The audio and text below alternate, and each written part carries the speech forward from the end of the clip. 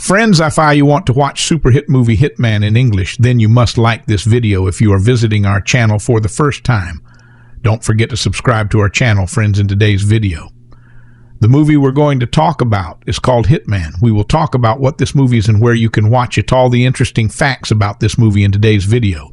I'm going to tell you, I am also going to give you all the information on which a platform or on which satellite channel you will get to watch this movie. Also, we will talk in detail about the technical department, music department, pre-production, filming, post-production, budget, box office, collection of this film.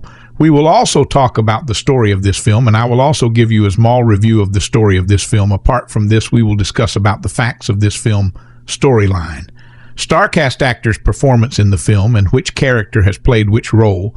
That's why I request you, friends, to watch this video till the end. And let's start the video. Hitman is a 2007 action thriller film directed by Xavier from Askarieh, play by Skip Woods. Produced by Luc Besson, it is based on the video game series of the same name. The film stars Timothy Olyphant as Agent 47, a professional hitman engineered to be an assassin by the organization. He becomes ensnared in a political conspiracy and finds himself pursued by both Interpol and the FSB. Dougray Scott and Olga Kurylenko star in supporting roles. An international co-production between France, the United States, and the United Kingdom, Hitman was released by 20th Century Fox in the U.S. on November 21, 2007, followed by the UK on November 30th and France on December 26. The film received mostly negative reviews from critics who criticized its convoluted plot but praised Olyphant's performance. Despite this, the film was a box office success, grossing $101.3 million against a $24 million budget. A sequel was canceled during the film's production due to its mostly negative reception, but the film was eventually followed by the reboot Hitman Agent 47 in 2015. Plot: inside a heavily guarded facility, a group of young boys are given tattoos of barcodes on the backs of their shaved heads and are then trained in weapons, demolitions, unarmed combat, stamina, and strength to become professionally trained hitmen who operate around the globe. In the present day, Interpol agent Mike Whittier arrives home and is met at gunpoint by Agent 47. The two talk about 47's life as a professional hitman, raised and trained by a clandestine group known simply as the Organization. 3 months prior, 47 is completing a hit on a Nigerian warlord named Bwana Ovi. In a subsequent change of plans, 47 is told by his organization handler, Diana Burnwood, that he is to kill his next target, Russian President Mikhail Belikov, publicly instead of privately. Agent 47 completes his mission by shooting the man in the head, but before he can leave Russia, he is contacted by his superiors. He is mystified when told the hit was a failure and that Belikov survived the attack on his life. The organization notifies him of a witness to the assassination and orders him to intercept and kill her. However, when 47 realizes she has never seen him before, he does not shoot her. Instead, he narrowly avoids an assassination attempt on himself by another agent and realizes he is being set up. His employers send his location and identity to the FSB, but Diana secretly calls 47 and tips him off, revealing that Belikov himself had ordered the hit. After escaping from his hotel, 47 intercepts Nika, Belikov's mistress and the woman who supposedly witnessed his hit. He interrogates her and discovers that Belikov had a double who ordered the hit on the real Belikov in order to take his place as the president of Russia. The organization, hoping to gain influence with the new government, ordered 47 to kill Nika and then set him up to be erased and thus cover their tracks. Nika and 47, attempting to leave Russia by train, are pursued by organization agents, whom 47 subdues and kills in a sword fight. Whittier then attempts to arrest 47 himself, only to be easily overpowered. Nika persuades 47 to let Whittier go free, and Whittier is forced to leave Russia by FSB officer Yuri Marklov, who is overseeing the manhunt for interfering. 47 contacts his associate CIA officer Carlton Smith to offer him a deal. 47 will kill Dougray Belikov, Mikhail's brother and a wealthy arms dealer and human trafficker, in exchange for a favor.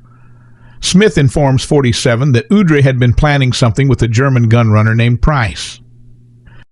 47 and Nika travel to Istanbul, where 47 abducts Price, poses as him to meet Dougray at a club, and kills him, forcing Belikov's double to attend Oudray's public funeral. 47 kidnaps Marklov and forces him to order his own agents to disrupt the funeral and create a distraction, while 47, disguised as a soldier, deals with the imposter's bodyguards and kills him before Whittier arrives with backup from Interpol to take him into custody. Smith delivers on his end of the deal and has his operatives intercept the convoy that is transporting 47 to the airport, allowing the hitman to escape. Back in Whittier's home, 47 threatens Whittier into notifying the police that he has killed a fake Agent 47. Nika is seen picking up an envelope containing the deed to a vineyard, a dream of hers to own. Agent 47 is watching her from afar through the scope of a sniper rifle. Looking at the corpse of another agent lying at his feet, he muses that he had warned him, meaning the organization, to leave her alone, and then walks away. Cast: Timothy Olyphant as Agent 47, an orphan child, taken in and trained by the organization to become a professionally trained, internationally operating hitman for hire. Borislav Parvanov as young Agent 47. Dougray Scott as Mike Whittier, an Interpol agent who has been tracking Agent 47 for quite some time and finally confronts his mysterious target. Robert Knepper as Yuri Marklov, lead agent of an FSB force. He joins in the chase to capture Agent 47. Olga Kurilenko as Nika Boronina, Mikhail Belikov's mistress, who is swept into companionship with Agent 47 as events unfold.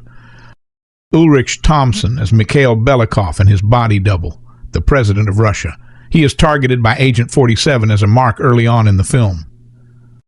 Henry Kusik as Dougray Belikov, an international criminal wanted by the CIA and the FSB, while protected by his brother Mikhail Belikov, who is president of Russia. Michael Offey as Jenkins, Whittier's right-hand man at Interpol. James Faulkner as Carlton Smith, a CIA agent who helps Agent 47 evade Interpol. Eric Ebounet as Bwana Ovi. Emila Bosolomembo as General Ajunwa. Lisa Jacobs as Diana Burnwood. Sabine Crossan as June, a young woman who tries to seduce Agent 47 at a bar. Susan White as Mia. Asen Blatetsky as FSB driver. Vladimir Kolev as HRT guy. This is Slava Bakardzieva as female news reporter. Production. Development. In February 2003, Hitman makers Eidos and IO Interactive entered negotiations with Hollywood production companies to adapt the video game to film. 20th Century Fox eventually acquired the rights and hired screenwriter Skip Woods to pen the screenplay, with actor Vin Diesel executive producing and starring in the film. Casting. In December 2006, Diesel stepped down from the role. In January 2007, Olyphant was cast as the lead with director Xavier at the helm. In March, actor Dougray Scott was cast as Agent 47's nemesis, with Olga Kurylenko, Robert Knepper, Ulrich Thompson, and Michael Offai also joining the cast. Filming. Principal photography began the week of March 27, 2007 in Sofia, Bulgaria, and lasted 12 weeks. A second unit also shot in locations including London, Istanbul, St. Petersburg, and Cape Town. The release of the film was set back a few months to allow for the reshooting of several scenes.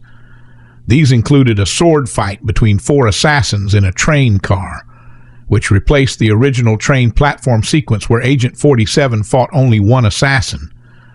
Reports before the film's release confirmed that not only were reshoots taking place, but that Fox had fired Jens and denied him final cut. Nicholas de Toth was brought in at this stage to soften the edit and cut down material. 47's origins were also changed at this stage, with a decision to add footage from the TV series Dark Angel, which was also owned by Fox, in an effort to save money.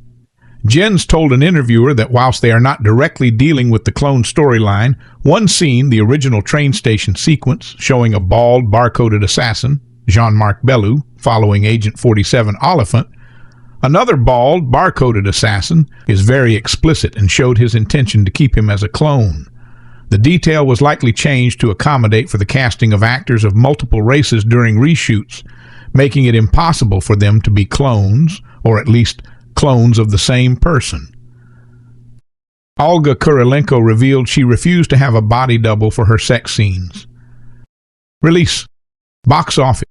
Hitman was originally slated to be released on October 12, 2007 in the United States and Canada, but the film's release was postponed to November 21, 2007.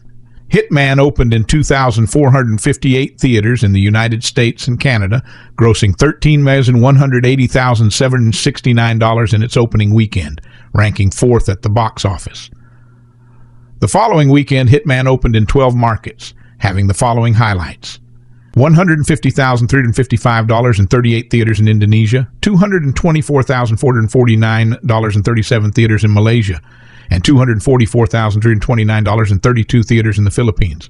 In Taiwan, the film opened in 4th place with approximately $100,000. The film also performed weekly in Lebanon with $19,321 in 6 theaters. As of March 13, 2008, the film has grossed $39,687,004 in the United States and Canada and $60,278,000 in other territories, for a worldwide total of $99,965,792, exceeding its estimated $24 million budget. Better source needed. The DVD sales equal $27,848 in the U.S. alone, putting the total gross for Hitman at around $128 million, not counting television airing rights. Critical response. On Rotten Tomatoes, the film holds an approval rating of 16% based on 104 reviews, with an average rating of 3.9/10. The website's critics' consensus reads, Hitman features the unfortunate combination of excessive violence, incoherent plot, and inane dialogue. On Metacritic, it has a weighted average score of 35 out of 100 based on 22 critics, indicating generally unfavorable. Reviews. Audiences surveyed by CinemaScore gave the film an average grade of B on an A+ to F scale. Critics found fault with several aspects of the film, including a weak and often confusing plot, dry acting, and extreme violence. Roger Ebert notably gave it a positive 3 stars out of 4 review and said Hitman stands right on the threshold between video games and art. On the wrong side of the threshold, but still give it credit. In 2008, Time listed the film on their list of top 10 worst video game movies. Despite Hitman's mostly negative reception, Slovenian philosopher and film theorist Slavoj Žižek included the film in his personal list of 10 greatest films in a 2012 poll conducted by the Sight and Sound magazine. Commenting on his picks, he said the list contains only guilty pleasures, and he made no compromises for high quality or good taste. Home video. An unrated version of Hitman was released in the high-definition Blu-ray format on March 11, 2008, and features extras including deleted scenes, an alternate ending, and a gag reel. This version also features a special digital copy of the film, which can be transferred to a portable media device like an iPod.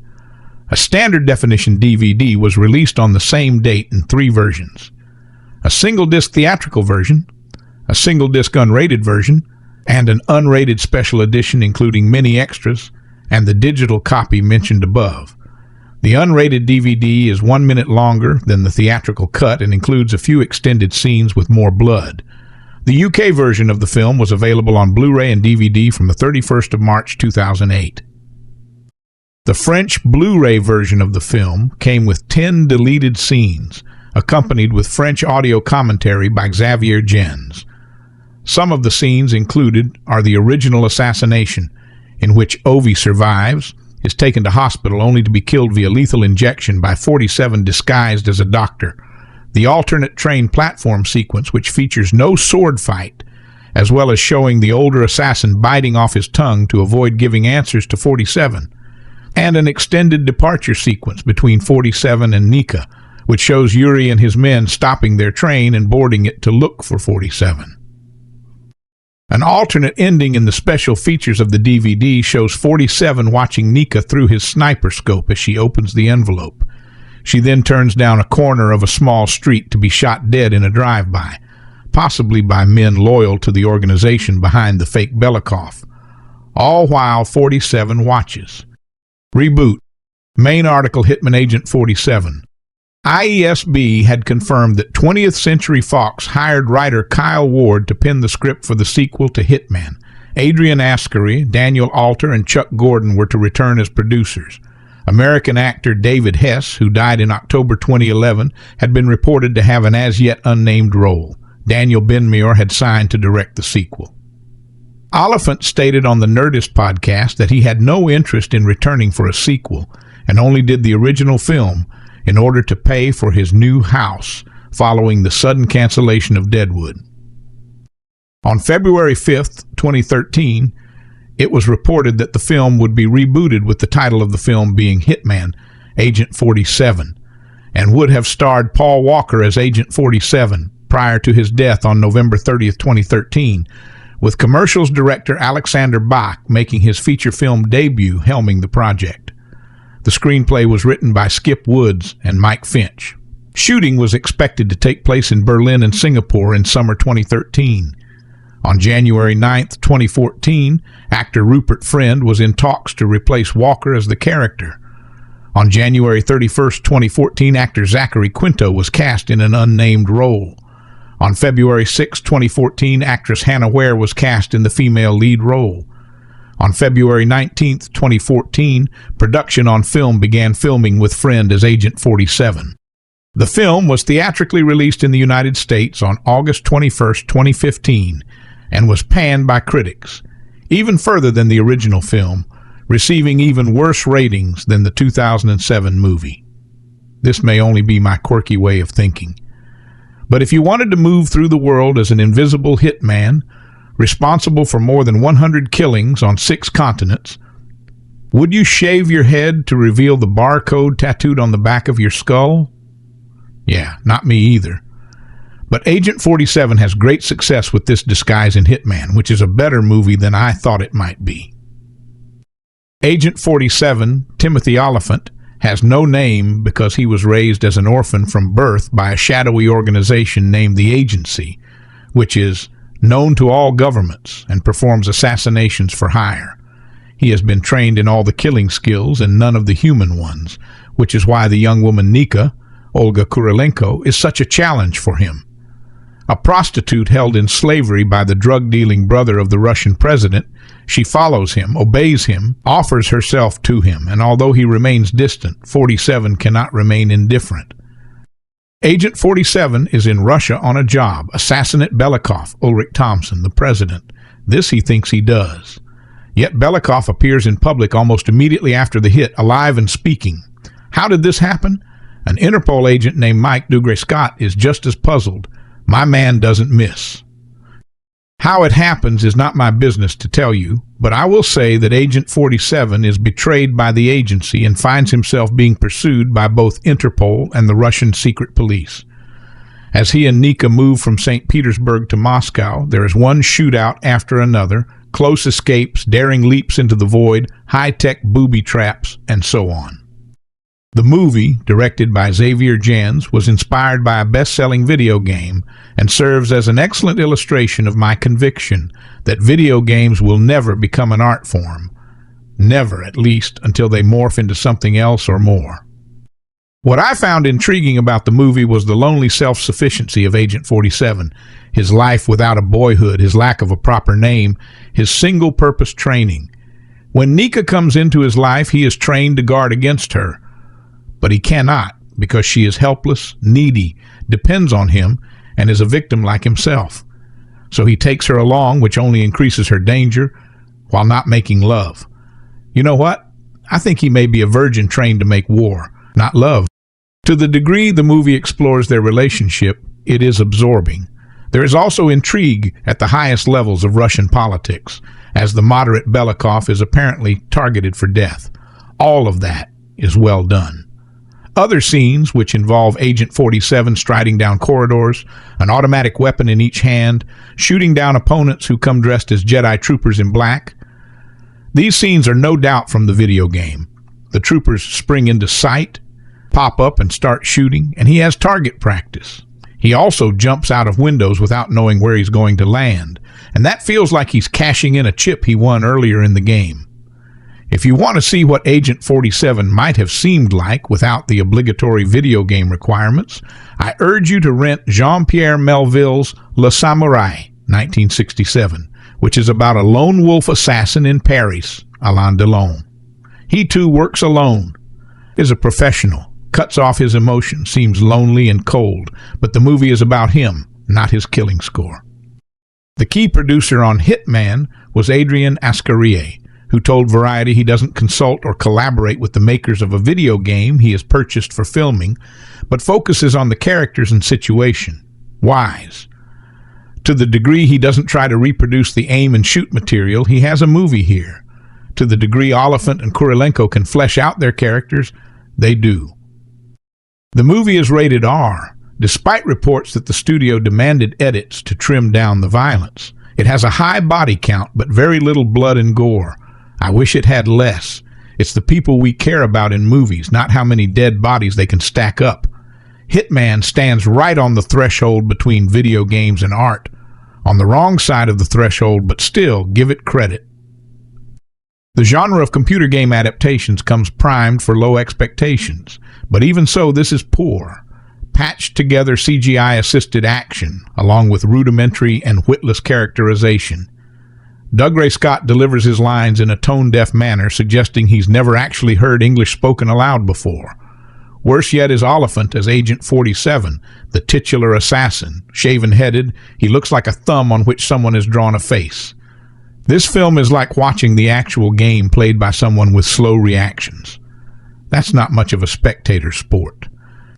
2007's Hitman is an adaptation of the beloved stealth video game and was Timothy Olyphant's first leading movie role, but Olyphant never returned for the 2015 follow-up Hitman Agent 47. The first movie follows Agent 47, a clone super assassin who uses stealth mechanics and creative methods to take out his targets. The game was often seen as a perfect story for a movie adaptation. Unfortunately, the 2007 Hitman film failed to impress critics or fans of the game. While the video game movie was negatively received, with a poor 16% on Rotten Tomatoes, Olyphant's assassin performance was among the few rewarding elements. He played Agent 47 with the typical coldness seen in the video games, but unfortunately Olyphant didn't return for Hitman Agent 47. Instead, Rupert Friend played the silent assassin in the sequel, and it was jarringly different from the original Hitman. Hitman, Agent 47 certainly took a hit at the box office, and that could have been partially due to Olyphant's absence. but there's a reason why he was replaced. Hitman was technically a financial success, as it had a budget of $24 million and made over $101 million via Box Office Mojo. However, given that the movie had a poor reception from critics and fans, the studio considered a reboot to be the best way forward for the franchise. The reboot also seems like a result of Olyphant's reluctance to return to the series. The actor noted that he was not interested in returning to the world of Hitman and didn't even want to be part of the first movie.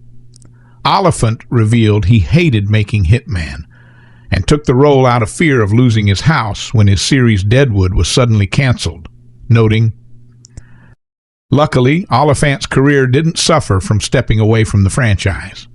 Not long after his Hitman role, Olyphant played another leading man on television with Justified, a show that gave him one of his most iconic performances in Raylan Givens.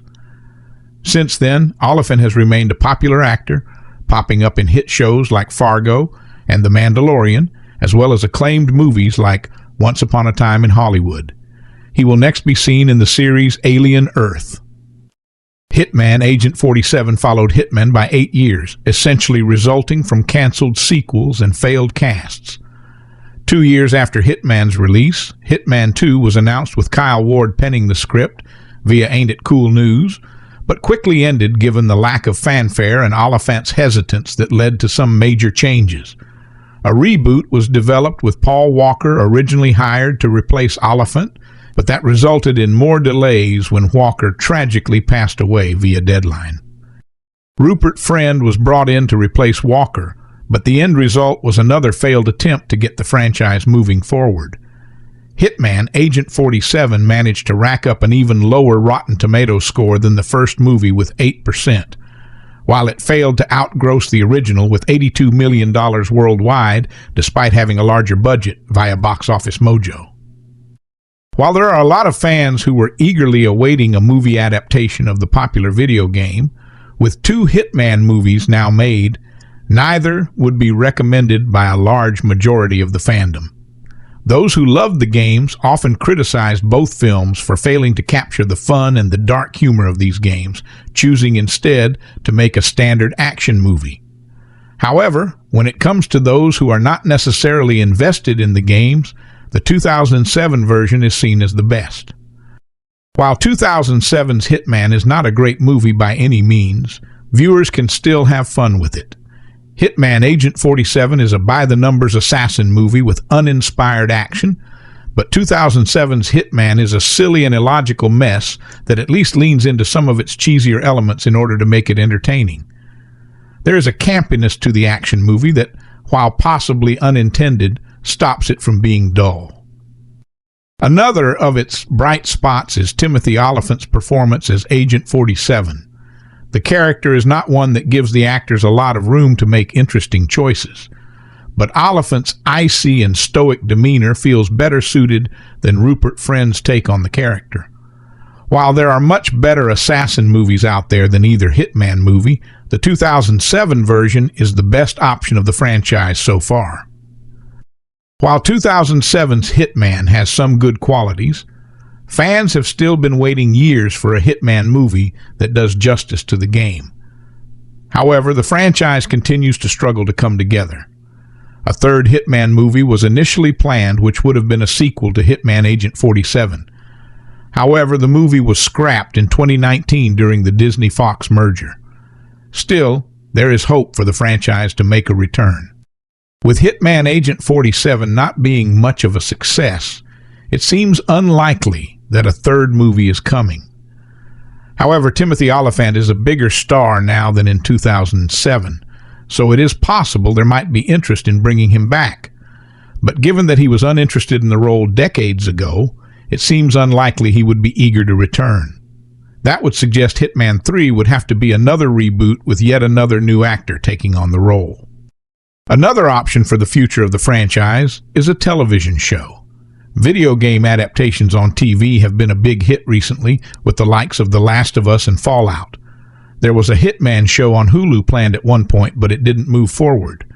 However, it is easy to see how a story like this could lend itself well to the television format, and might be a more effective step forward rather than another attempt at a Hitman movie. The 2007 film adaptation of the Hitman video game franchise is not good. It received a score of 15% on Rotten Tomatoes, with many critics panning its incoherent plot and terrible dialogue. So why did actor Timothy Olyphant take on the lead role as Agent 47? He had a mortgage to pay, he told Rolling Stone in a recent interview. Olyphant had just bought a new house when he found out his Western television show Deadwood was canceled, according to the interview. But instead of immediately putting it on the market, he decided to be a glass-half-full type of motherfucker. What we have to thank for this is the villain in Leave Free or Die Hard, and a fucking bald head in Bulgaria shooting Hitman, he told Rolling Stone. That's what that phone call led to. How about the villain of Die Hard? I said, sure. And they're like, do you want to read the script? I said, I get it. I'm in. I just bought a house. Did you not hear? They just canceled my fucking show. Yes, I'll do it. What about this video game adaptation? Yes to that too. I'm in. I've got to make up some TV money. Although Hitman turned out to be a bomb, Olyphant said filming it was a valuable experience. Find yourself bald in Bulgaria doing some pile of tea that will get you up a little earlier in the morning and make you work a little harder, he said. Hollywood released another Hitman adaptation in 2015 starring Rupert Friend as Agent 47. It scored 9% on Rotten Tomatoes. Action movies are a universal language. They're meant to excite, raise the viewer's adrenaline, and make the impossible feel possible and look very cool while it happens. The more high-octane a movie is, the more it gets accepted as an action staple. But Japanese action movies are more than just that. They're a creative blend of a meaningful story and badass choreographies. From Kinji Fukasaku to Takashi Miike, plenty of Japanese directors made action's greatest films, and though some have become quintessential to the genre, there are many other underrated Japanese action movies to watch. There's pure action, some comedy, some sci-fi, maybe even some horror, but the biggest advantage is that they're worth watching. Here are the 10 underrated Japanese action movies you need to watch. Like now. Returner is one of those movies you might start and think, why did I listen to this person's recommendation? However, as the story goes forward, the movie takes on the shape of the Matrix, meeting the Terminator, and having a blast. The movie stars the iconic Taiwanese-Japanese actor Takeshi Kaneshiro, whom you've seen in movies like Fallen Angels and Chungking Express. Here he steps into the role of a badass protector and killer. Returner follows Millie Ann Suzuki, a female soldier who jumps through a portal in 2084 and goes back to 2002, just before an alien invasion strikes Earth. She meets a hitman, Miyamoto Kaneshiro, who has an enduring battle with a yakuza called Mizoguchi, Goro Kishitani. Millie and Miyamoto have to find the alien spaceship and prevent the all-out war from overtaking the future. Returner is a classic 2000s action sci-fi, with slow-motion motorcycle chases, large explosions, and cool guys with sunglasses. Hitman goes to some pretty daring places narratively where other filmmakers and studios would have headed for more predictable moral waters. Hitman recalls no-iron thrillers in which rooted for leads to get away with relatively heinous acts in the name of entertainment and didn't think about their repercussions. That last thought might make Hitman seem like little more than a luck. It's not. This film will be underrated in its complexity, a study of how easy it is to become what we pretend we're.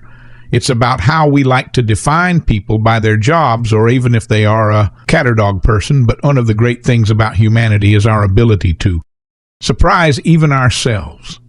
Powell is so good at selling the improvised choices that Gary makes in a way that's essential to the film's success.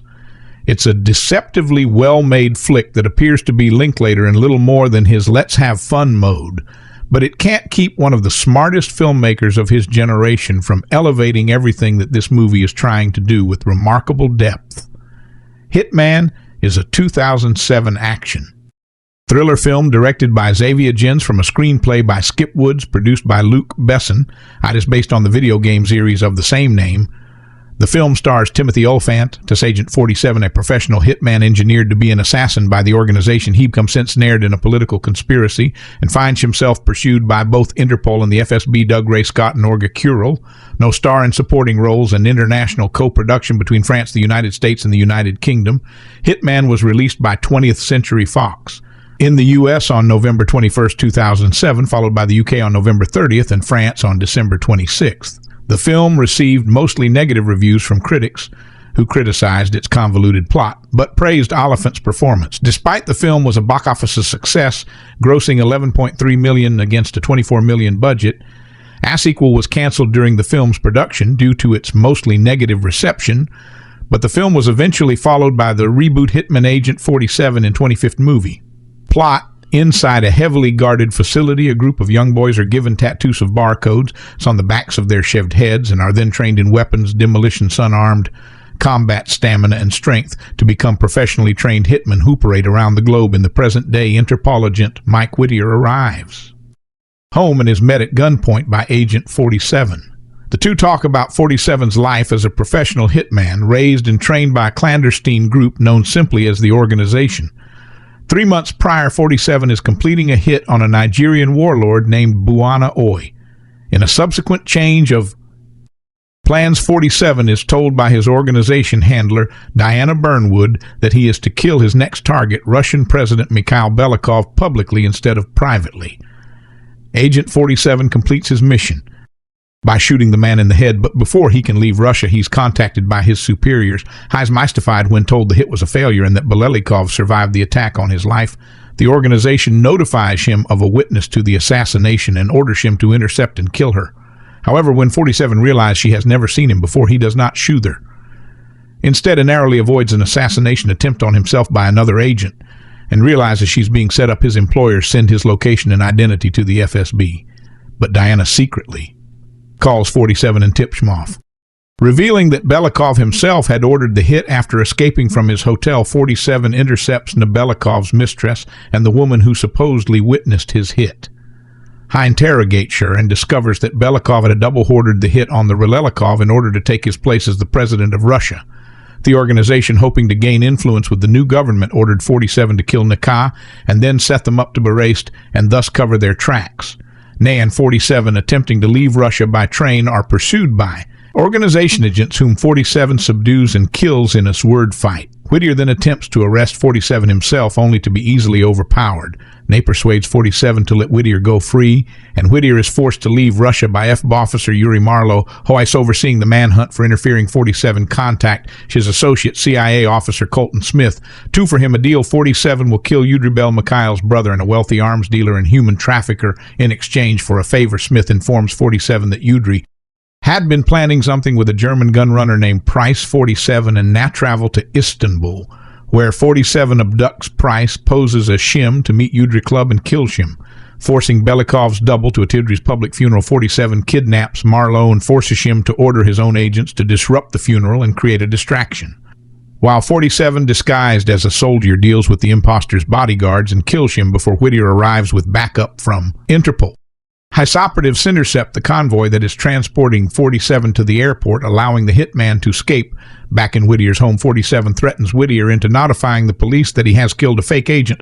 47 is seen picking up an envelope containing the deed to a vineyard, a dream of her stoon. Agent 47 is watching her from afar through the scope of a sniper rifle, looking at the corpse of another agent. Leing at this feat, the muses that he had warned him, meaning the organization, to leave her alone, and then walks away.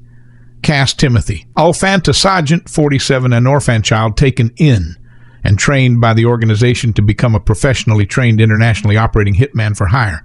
Borislav Pavanova's young Agent 40, Dougray. Scott as Mike Whittier, an Interpol agent who has been tracking Agent 47 for quite some time, and finally confronts his mysterious target, Robert Knepper. Yuri Marlowe, lead agent of an FSV force he joins in the chase to capture. Agent 47, Olga Kuril as Nika Boronina, Mikhail Belikov's mistress, who is swept into companionship with Agent 47 as events unfold. Ulrich Thompson as Miki Belikov and his body double, the president of Russia.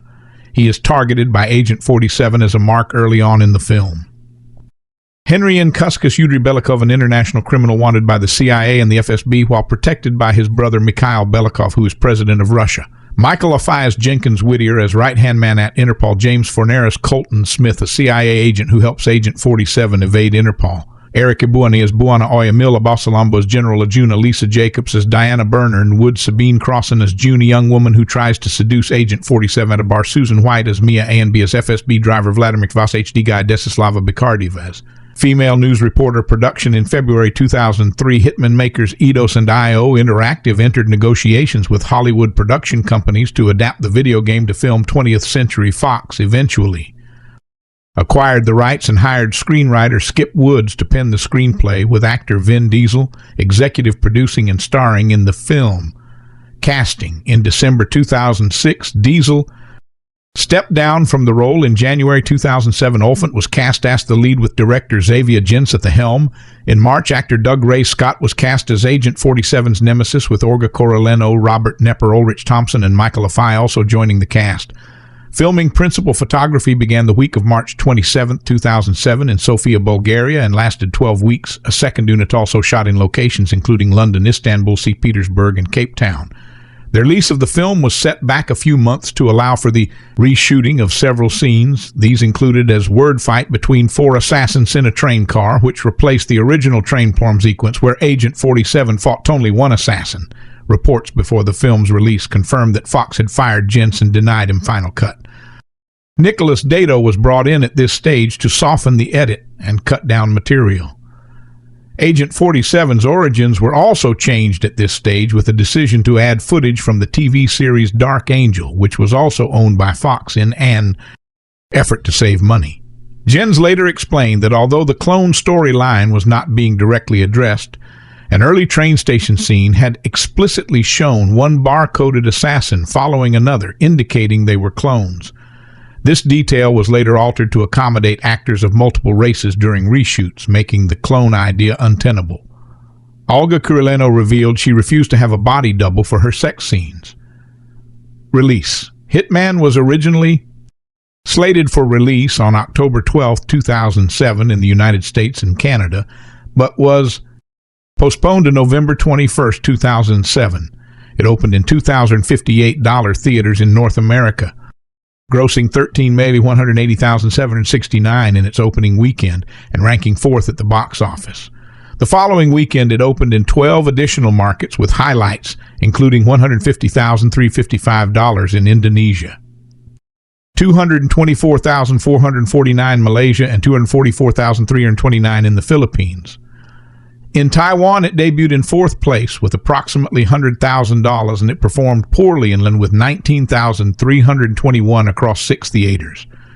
As of March 13, 2008, it grossed $39,087,000 in North America and $60,278,098 in other territories, for a worldwide total of $99,965,000, exceeding its estimated $24 million budget. DVD sales in the United States added another $27,158,148, bringing the total gross to around $128 million, note including television rights. Critical response on Rotten Tomatoes.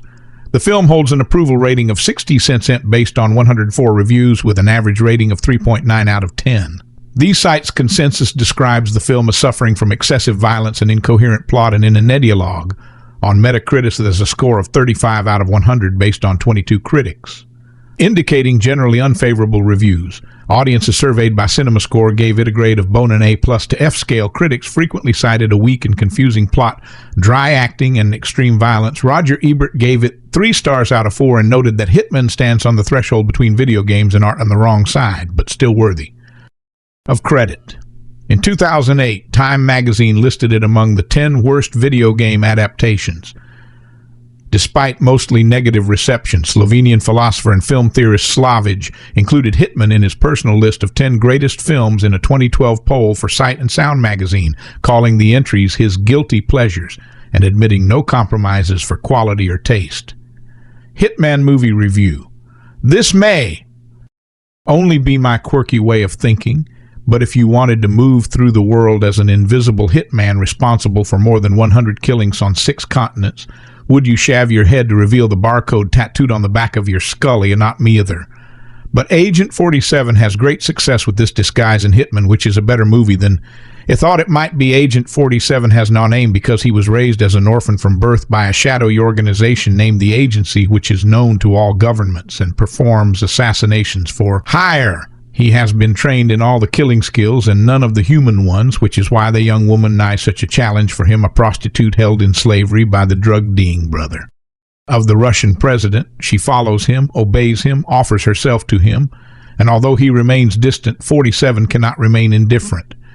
Agent 47 is in Russia on a job, assassinate Belikov, Ulrich Thompson, the president. This he thinks he does, yet Belikov appears in public almost immediately after the hit, alive and speaking. How did this happen?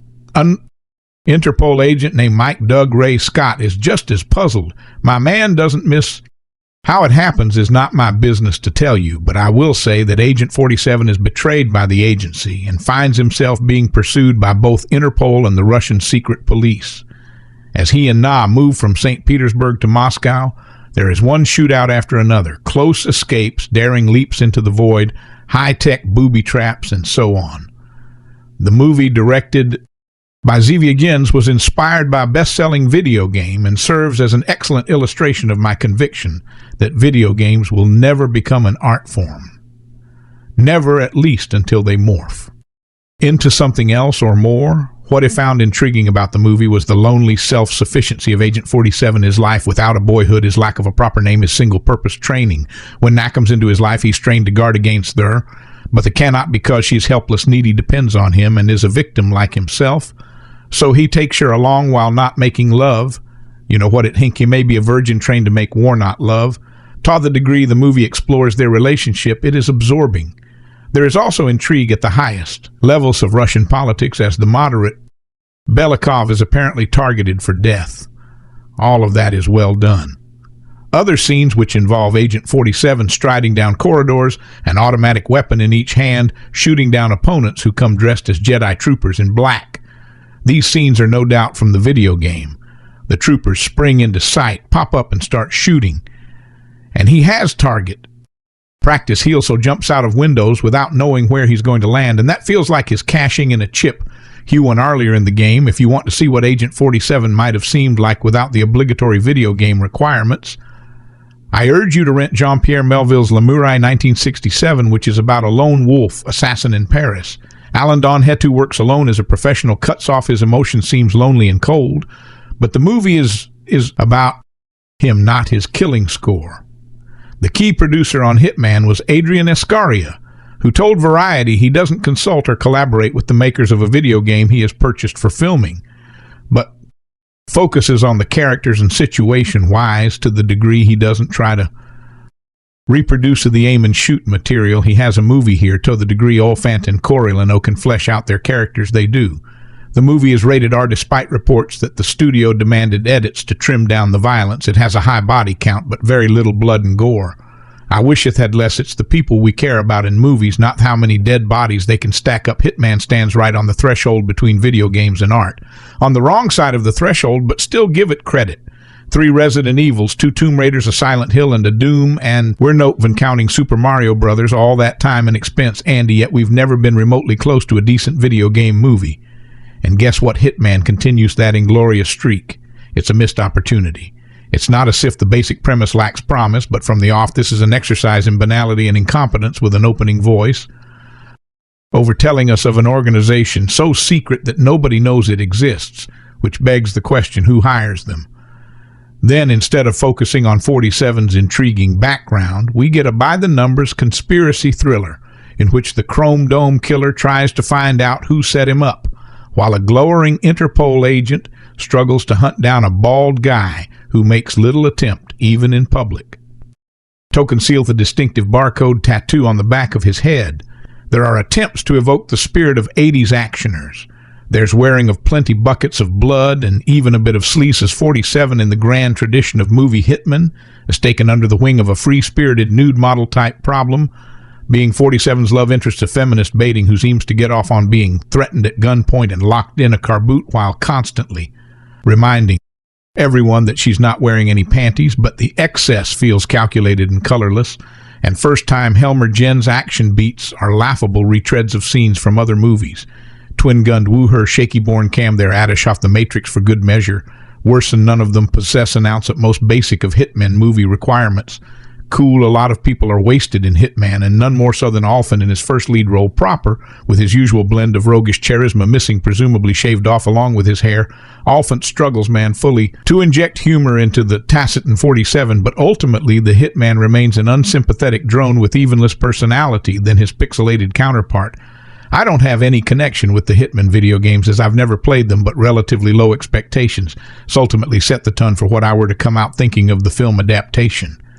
But its worst really was nothing particularly offensive to note. I'd only imagine that I can't take greater offense if I had any connection with the games other than just the sheer feeling of emptiness that ran all throughout. Unfortunately, there was also not very much good being left behind at the same time, and instead Hitman just leaves an empty aura all around one that is soon to fade away from the memory after having viewed the film. I can assume fans of the games would take greater offense to what the film presents. But I'm only left with somewhat of an indifferent reaction. Timothy Olyphant is the bar-coded assassin known as Agent 47. He works for the organization, but one day he ends up getting double-crossed by people whom he trusts, and now he's out for vengeance. It's an outline that we've seen several times before, and all that really can be made of it from just how that sounds is how cliched and boring it is. If the tad familiar outline weren't bad enough, terrible writing shines all throughout when one either listens to the dialogue or tries to follow along with the course of events in the film. It is nothing shocking when you come down to the fact it was written by Skip Woods of all screenwriters, given as I've never had much connection with the Hitman games. I'm only sure that this film never painted a good image based on the reactions that it had received from fans, but there was nothing particularly worthy of interest in the good nor the bad present. All I could pick out of Agent 47 was that he was just a bland caricature carrying on missions, because he just does, but there was nothing worthy of grabbing one's interest all throughout. Whether it be an extreme good or an extreme bad, it's a film that merely exists and bears the name of a video game franchise is so beloved by many. But there's no harm being done as it goes on. An aura of nothingness is merely what fills up all of Hitman. I can't get terribly angry. Timothy Olyphant as Agent 47 is boring, but that's not anything terribly surprising. The whole way through his performance is so phoned in, and it never feels like highs of entering to become the figure whom he is playing. He just feels so bogged down to deliver everything as quickly as possible. Yet, that's how the whole cast feels like all of it is so noticeably artificial. They just never try to be anything more or less. The final result of such artificiality only ends up adding to nothing more than sheer monotony from start to finish.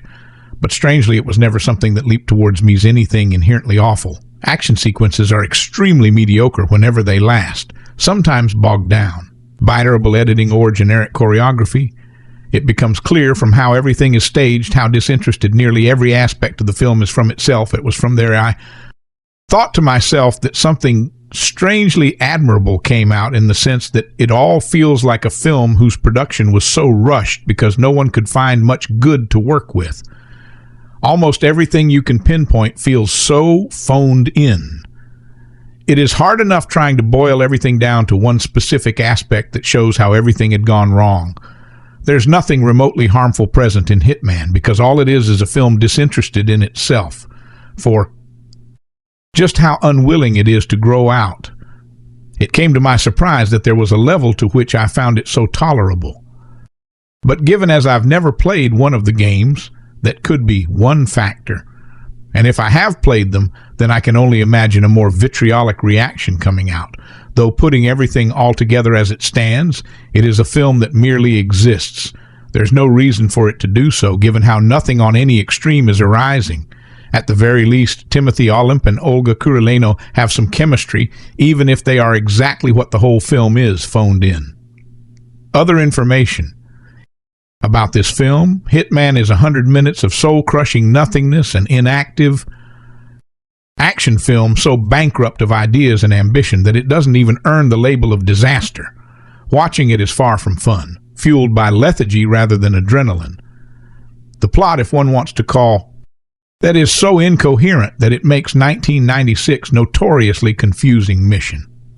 Impossible appear to have seamless storytelling, whereas Mission Impossible was difficult to follow because of its complexity. Though Hitman is nonsensical, due to stunningly ill-equipped film, it makes no difference. By the half-hour mark, the viewer has long ago stopped caring about anything on the screen, and director Xavier does nothing thereafter to persuade him or hear otherwise. Whether the fault be placed on director Jentz or screenwriter Skip Woods or a studio that allegedly clashed with both of their visions. The finished product being unleashed upon the theaters nationwide is virtually unreleasable, perhaps only aficionados off the video.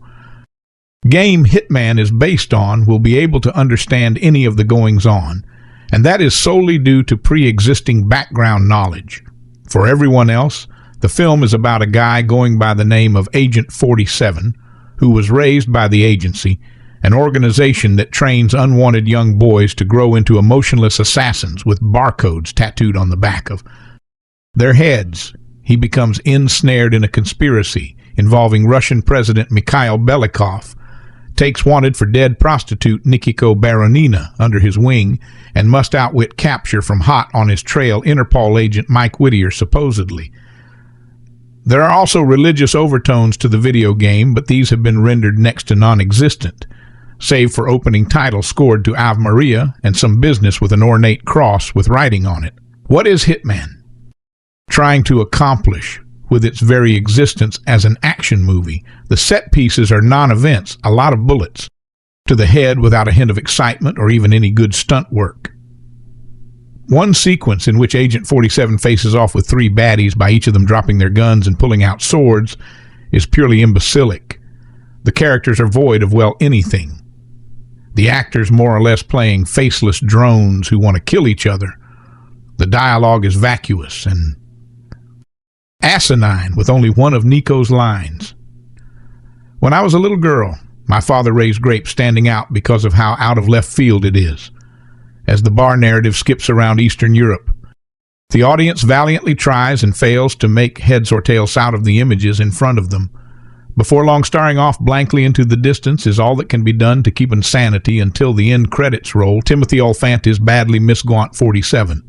For a character actor who has been so eclectic and riveting in the past, take a look at this standout work in 1999's Go and 2004's The Girl Next Door for proof. There is ne'er a hint of magnetism in what he does here. Olyphant comes off as too prissy and preppy for the role, and his character's curious sexuality leads into question the true root of his disinterest in Nico's sensual commerce.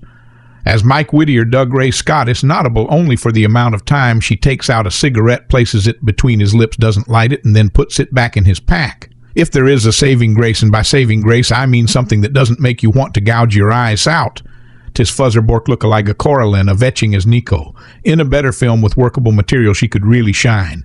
Hitman is monotonous, boring, infuriatingly disjointed hopeful. Esly on note and lacking the barest expectations of cohesion. Abysmal in the extreme, the film is a cinematic black hole for which nothing works, nothing resonates, and nothing rouses the senses.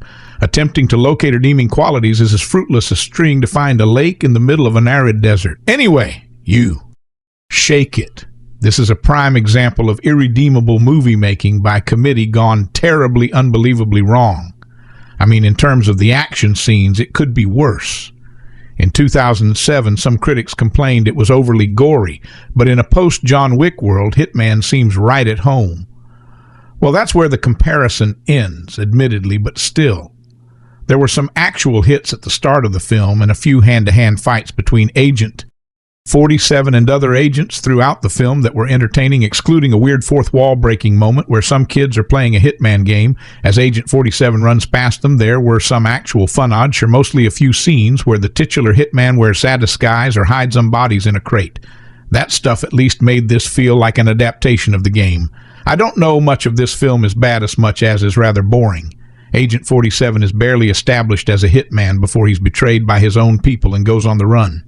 The Russian president being his latest victim, mysteriously that same president appears on TV giving a speech. But this turns out to be a body double that had plastic surgery to look like him. Either way, Agent 47 is set up to kill an innocent woman who knows the truth called Nabut, catches onto the whole thing and goes on the run with her, determined to finish his job. While this is going on, he's being chased by a pair of British Interpol agents, Mike Whitted. They've been hunting this guy for years. I know him better than he knows himself. Cop type and Jenkins, who is pretty much a comedy guy to Mike Straight Man. The duo also have to deal with corrupt Russian agents who are in on the conspiracy to replace Russia's president with a body double, who I assume is more in line with their way of thinking. And in fact, it was them who hired the hit on the original president in the first place. It's not a bad setup, really. And as I said, there were a few good bits and set pieces, but in the end, the way Agent 47 deals with the situation is to kill the original president's drug women and weapons-dealing brother in order to lure the double out in the open to attend the funeral. Then tee upon of the corrupt Russian agents and make it so doesn't instruct the hitman he hired to kill Agent 47 to instead try and kill, and double he'd be killed. And then when the other hitman fails to kill the double, a disguised Agent 47 takes the fake to a private room and kills him. After a quick fight with another agent, then a helicopter shoots up the room for another reason, then I guess they felt the ending wasn't exciting enough. It's a little convoluted. Plus, Mike Whitted ends up taking 47 into custody, thanks to a key he found in the agent's luggage in a rather unlikely series of events, and then he escapes anyway with the help of the CI, which doesn't help the silliness. This brings me to a pet peeve the film.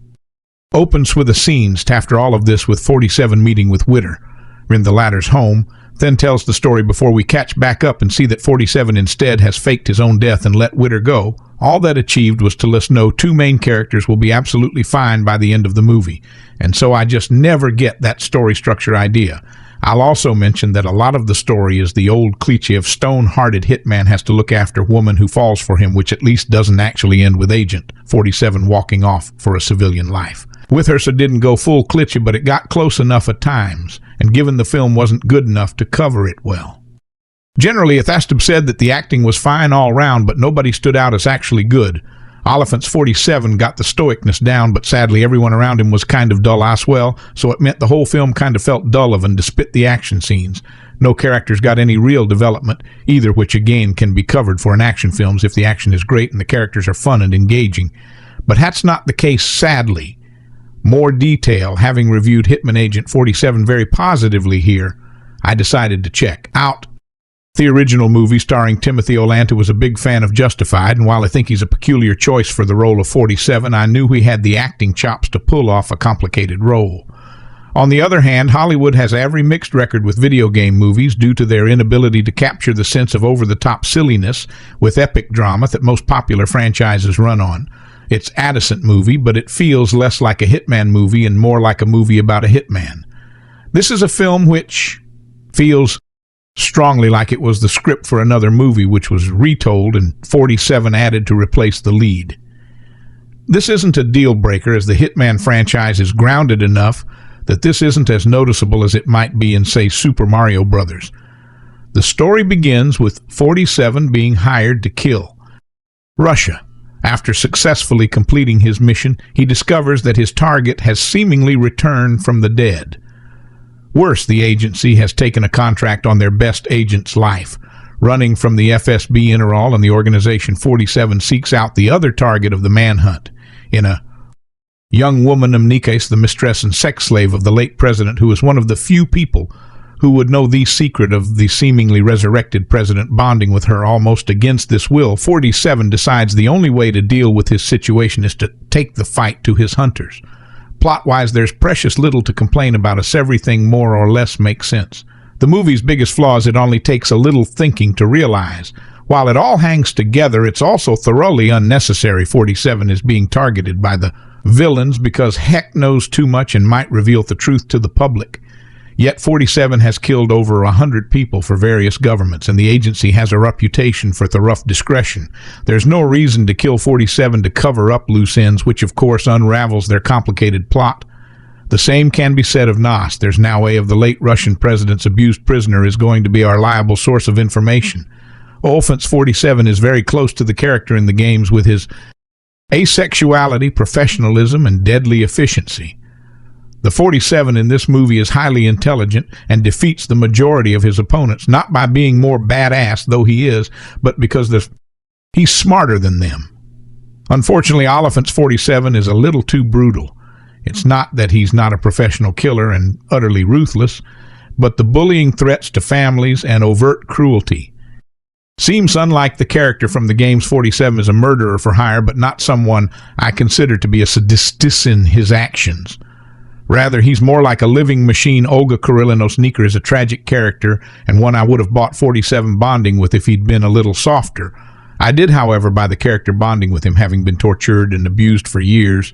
She's psychologically dependent on people. 47 being the first person not to sexually abuse or torture her, despite how close he comes, is enough for her to swiftly fall in love with him. Despite 47 having no interest in such things, I like the fact that 7 is confused why he doesn't kill her, as she doesn't have enough experience with emotions to understand his feelings, sympathy for her plight. This is one of the rare occasions when nudity is actually important to the story, and for this reason I recommend viewers pick up the unrated version of the film versus the theatrical cut. Olga's nude scenes as help establish her vulnerability under the dead president's power, as well as her returning sexual desire as she starts to fall for 47.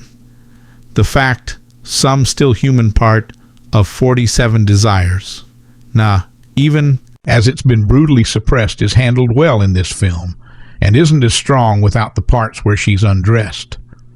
Surprising, but true. The action in the movie is pretty good, but nothing exceptional. The best parts aren't when 47 is shooting things, but when we get to see his Jason Bourne-like ability to think his way out of situations. 47 hides guns in a nice machine, for example, so he has access to them if he's forced out of his room. Likewise, he comes up with a number of complicated plans to force his enemies out of hiding, like delivering their brother to them for a bounty or killing criminal family members so they are forced to attend the funeral. These are very true to the games and some of the best parts of the movie. The supporting cast is nothing exceptional, but I think Olyphant and Kurylenko are capable of handling the movie on their own. Really, I would have eliminated the Interpol agent from the story, as he contributes very little despite his large role, and given more room for Kurylenko's character to shine. While 47 and Nika's relationship isn't sexual, despite how much she wants it to be, it's an interesting relationship, and I would have liked to have seen more of it. In conclusion, there's nothing wrong with Hitman, but I can't help but think it's above average rather than great. The film would have been far stronger if there had been more focus on NA and 47 rather than the politics involving Russia's president. I also think killing the real president, who kept Na as a slave, was a confrontation between him and 47. All the more interesting here, fundamentally, is the same sort of man who enslaved 47 and treats people as objects. Instead, he's just the guy who sent some assassins after 47 and Na, which is a far less interesting motivation.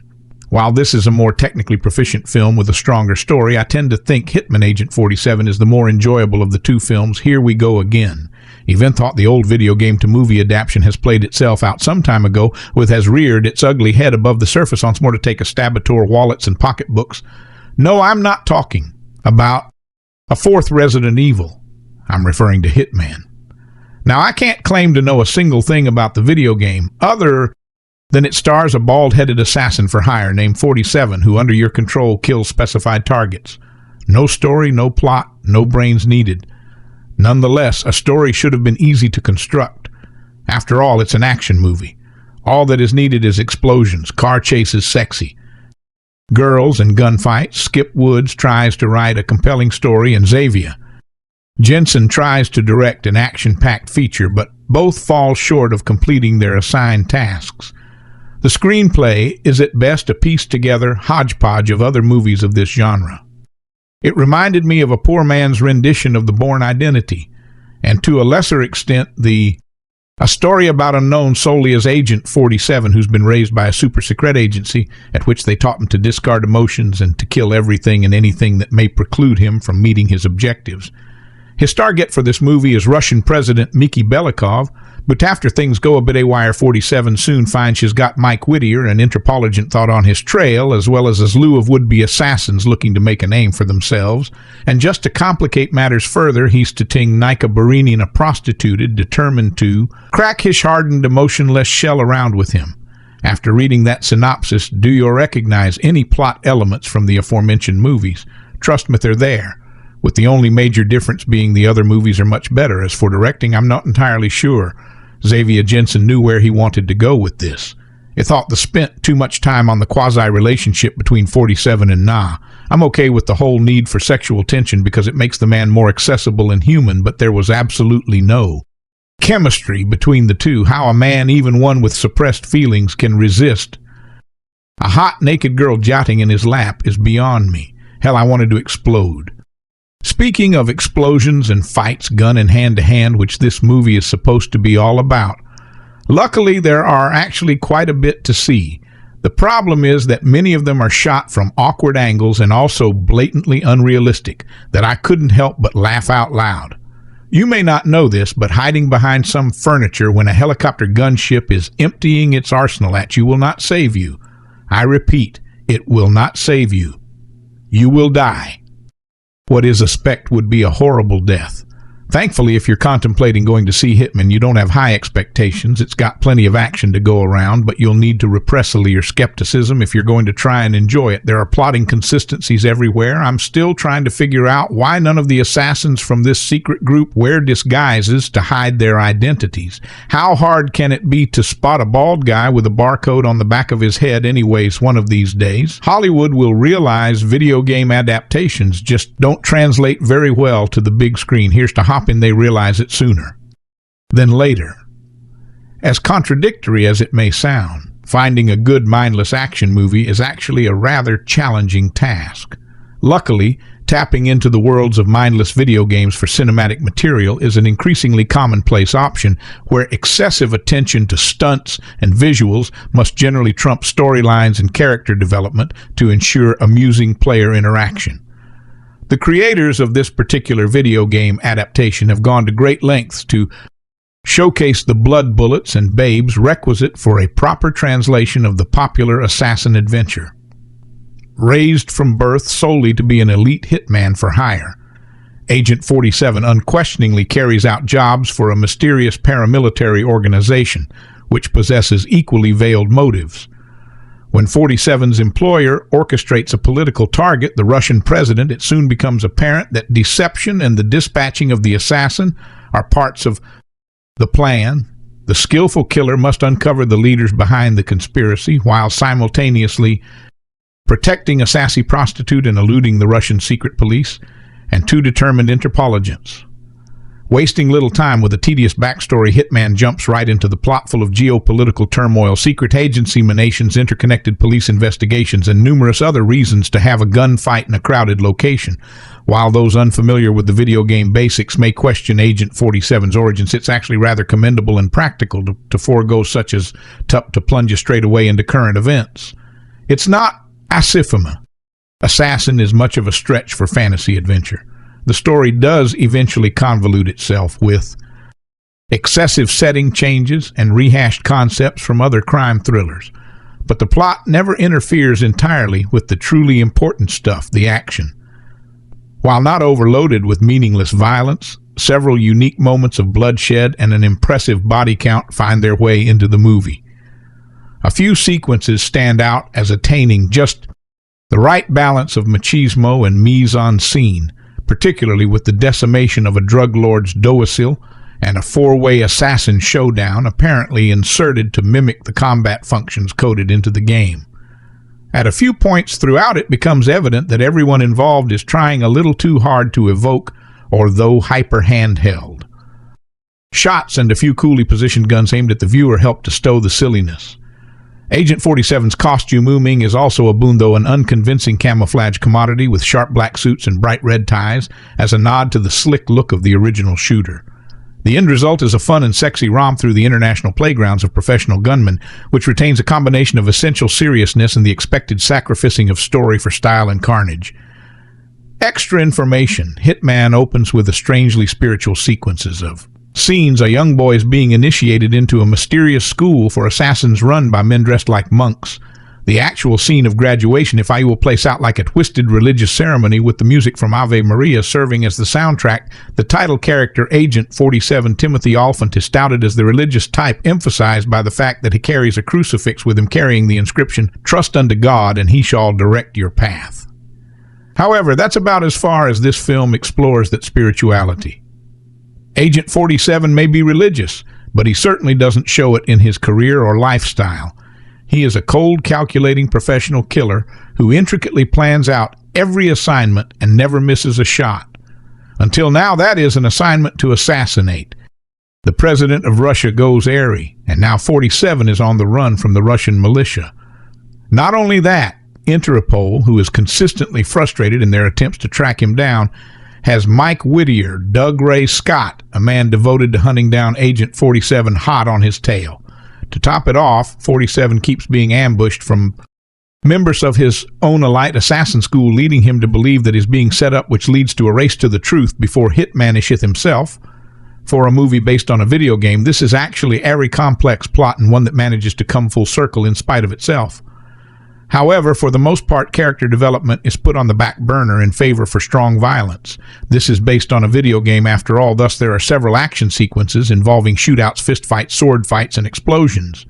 A battle on a train and a shootout in a nightclub, especially brutal blood sprays and splatters and pools around fallen bodies. Each blow, each shot, each stab are seen and heard in each stylized sequence.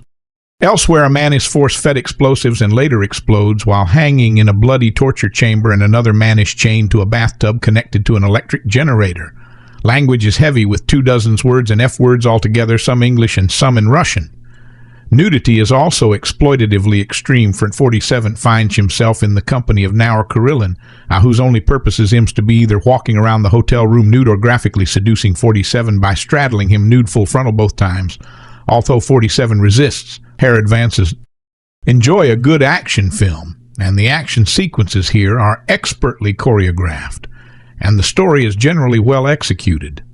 The actors do their best with the material given to them. Although Olyphant made a much more convincing bad guy earlier this year in Live Free or Die Hard. Of course, the amount of problematic content cancels out any positive messages. There weren't any. Anyway, except Agent 47 does resist knocking off a few bad guys when he had the chance to, very occasionally. So in conclusion, Hitman is just another glorification of graphic violence whose characters are just as emotionless and ruthless as the video game on which it was based. People like to speak about a golden era of movies, the precise dimensions of which often shift based on generally better. Richard Linklater's Hitman is for them, like its protagonist's ability to basically change identities depending on the situation. It's a film that knows what its clients need, shifting from comedy to romance to thriller to a philosophical study of the human capacity to change. It's one of the smartest films in years. A movie that's reminiscent of everything from classic noir to the smooth delivery of Steven Soderbergh's Out of Sight, in its willingness to be damn sexy and morally complex at the same time. Don't miss this one. Very loosely based on a true story. Hitman stars Glenn Powell as Gary Johnson, a New Orleans-based professor who has been assisting the police department with menial tasks like planting bugs and connecting wires in the surveillance van. When a slimy undercover agent named Jasper gets suspended for 120 days for some violence involving teenagers, one gets the impression it probably should have been much longer. Gary is forced to step in and improvise on the job. It turns out he's really good at it, convincing a sleazebag named Craig Mike Marov that he's a professional killer by detailing his technique when it comes to body disposal. Gary's colleagues, memorably played by Rita, that the mild-mannered cat lover and bird watcher should be their new undercover hitman, Gary, very seriously researching the people asking for a murder for hire in a way that makes them more likely to hand over the money. His ability to shape himself into the right man for the job could even be read as a bit of a meta-commentary on acting itself, is playing dress-up, but is also doing the same kind of research and character work that Powell himself has done for dozens of roles. And of course, Gary's personality game'smanship reflects his teachings about philosophy, not only in how his background allows him to read people, but in how the different characters change Gary himself, and that's when Ron enters the picture. When Madison Adriana tries to hire a hitman, she meets Ronaka Gary in a diner called the Please You Cafe. Like so many choices in Powell and Linklater's blindingly smart script, even that name doesn't seem accidental. Ron listens to her story about her abusive husband, Ray, and he makes the sudden decision to save Madison from herself. Take the money you were going to spend on murder and start a new life. It's only one of many beats in the back half of Hitman that's a bit morally ambiguous. What if Madison just goes and hires someone else and someone ends up dead? So much of what follows as Ron, Gary, and Madison begin a romantic relationship will have viewers wondering what they are supposed to be rooting for to happen next. That's part of the unpredictable brilliance of Hitman. So many movies telegraph their plot twists and underline their moral messages. Hitman does none of that. If you asked a dozen people to guess where it was going at the halfway mark, or even where they wanted to go, you'd get 12 different answers. Linklater and Powell's script constantly stays one step ahead of the viewers, making you eager to see what happens next, and often surprised by what unfolds. I'm not sure it all adds up without loose plot threads, but it's so wildly entertaining to take this twisting journey that it doesn't matter. It's also sexy as hell. The first scene between Powell and Aona feels like a bolt of lightning, given how rarely we see actual screen chemistry in modern movies. Hey, look, it's two people being movie stars. Their instant chemistry becomes the foundation for the back half. Off the movie, as what was kind of a goofy comedy shifts more into thriller and even noir genres to allow for a bit of moral ambiguity. Without spoiling, Hitman goes to some pretty daring places narratively where other filmmakers and studios would have headed for more predictable moral waters. Hitman recalls noir and thrillers in which we rooted for the leads to get away with relatively heinous acts in the name of entertainment and didn't think about the repercussions. That last thought might make Hitman seem like little more than it's not. This film will be underrated in its complexity, a study of how easy it is to become what we pretend we're. It's about how we like to define people by their jobs or even if they're a cat or dog person. But one of the great things about humanity is our ability to surprise even ourselves. Powell is so good at selling the improvised choices that Gary makes in a way that's essential to the film's success. It's a deceptively well-made flick that appears to be linked later in little more than his let's have fun mode, but it can't keep one of the smartest filmmakers of his generation from elevating everything that this movie is trying to do with remarkable depth. This film, directed by Xavier, written by Skip Woods, produced by Daniel Alter, Adrian Askarieh, Luke Besson, Chuck Gordon, starring Timothy Olyphant, Dougray, Scott, cinematography Laurent Bears, edited by Carlo Rizzo, Antoine Verrett, music by Jeff Sinelli, production companies 20th.